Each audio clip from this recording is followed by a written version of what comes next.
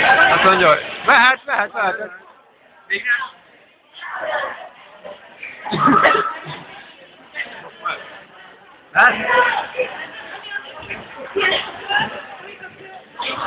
Meg is eszed, bazd meg! Megszorítani van. Majd csak egy távol, Karaki.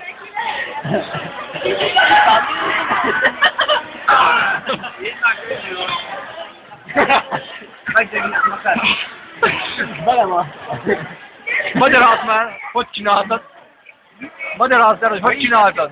Réseket elkezdett, hogy elérni!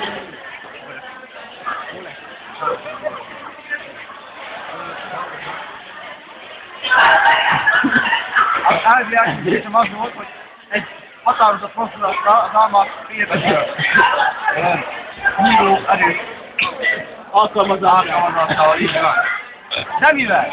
A szerkezet. Erősebbre bizonyult, mint az én által kifejtett nyíló erő, ezért gyengítést kell alkalmazni. A kezdeti repedések azonban kialakultak, így a kezdeti repedések mentillásítottak. Nagyon a gyengített rész, Nagyon nagyot akarsz mondani. így sikerült ezt a hatalmat elérni. És ugyanakkor a nyíló erő. Köszönöm Azt tegyük hozzá, hogy nem erősítjük a szép repedést. Itt most elfogadom.